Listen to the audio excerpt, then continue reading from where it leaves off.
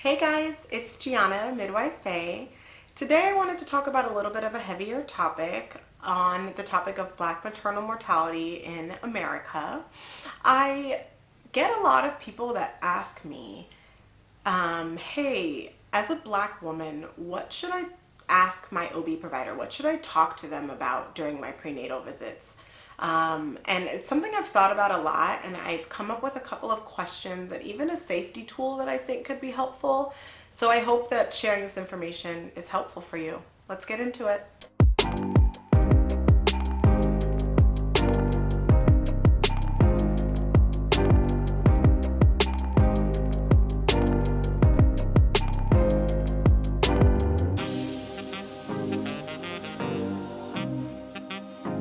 The first thing I encourage patients and friends to do in this scenario is to just lay the framework. I think the majority of birth workers and OB providers in America should know that Black women are 3 to 4 times more likely to die in the pregnancy and postpartum period than their white counterparts. It's something that we're becoming increasingly aware of and we're getting more data on. So again, I think most providers and birth workers know this exists. Whether or not they regularly recognize it as part of their practice, that I don't know. And so I think it's important, first and foremost, for you to lay the framework of this. Now, I'm not saying necessarily at your first or second OB visit to drop this on your provider, okay?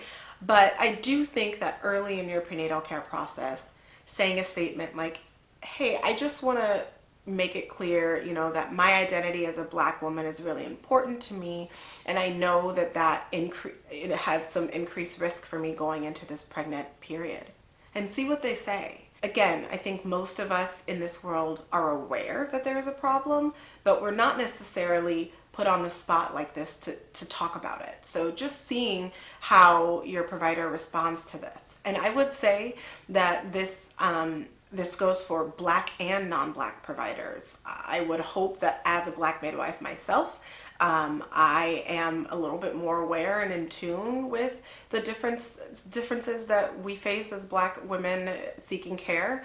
But not everyone might have that same experience. So again, regardless of the color of the skin of your provider or the racial identity of the provider, I encourage you kind of lay this framework at one of your earlier visits. Another important part of laying the framework for this conversation with your provider is to throw out the statistic that the CDC says that in these deaths, approximately 60% of them could have been preventable, okay? And that just has to do with communication between the provider and the patient. And not necessarily communication, but implicit bias and the way that providers, we have implicit biases. There's several different types: racial, sexual orientation, gender, that lead us in one direction or another with medical decision making. So again, when you're bringing this up with your provider, pointing out that it's important to you that your identity as a Black person is known and that you know that you're at increased risk, and what kinds of things can we put in place to possibly prevent any kind of horrible event from happening. I've got 4 questions that I want to explore with you. The first question that I think would be good to ask is, how does your practice or how does your hospital address implicit bias? This is a question that, again, not all providers will have a ready answer for. What I can say in my experience is most of the big hospital systems I work for have annual online trainings where you do a variety of different trainings every year. And one of them usually is an implicit bias training. So again, how effective that is, I don't know, but a lot of the big hospital systems I've worked in at least have that. There are also a variety of other continuing education classes, seminars, other conferences or groups that people can be a part of. So asking, what kind of work does your practice or does your hospital do on implicit bias? I think that is an important question.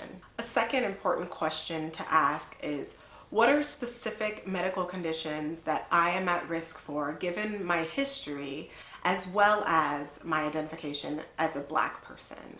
I think specifically asking this of your provider is very important.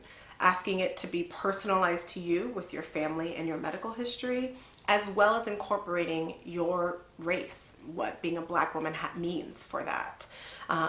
We know from statistics that Black women are at increased risk of hypertensive disorders of pregnancy, that would be preeclampsia and subsequent events, diabetes of pregnancy or diabetes before pregnancy, preterm birth, etc. There's a lot of different things that we know about that your risk may be increased also due to your family history or previous medical history or previous pregnancy history, in addition to your identifying as Black. So that is the second really important question that you can ask your provider. The third, probably most important question I would encourage you to ask your provider, regardless of if you're Black or not, is what are red flags that I need to mention to you during the pregnancy and postpartum period? I think when we're pregnant, we experience a lot of discomforts, a lot of ailments. A lot of times family, friends, and your providers, just shirk off a lot of your complaints. Oh, I have back pain. Oh, I'm nauseous. Oh, I have heartburn. And it's true. A lot of these things are common, and there's ways to support them, and they can be addressed because of the physiologic changes of pregnancy.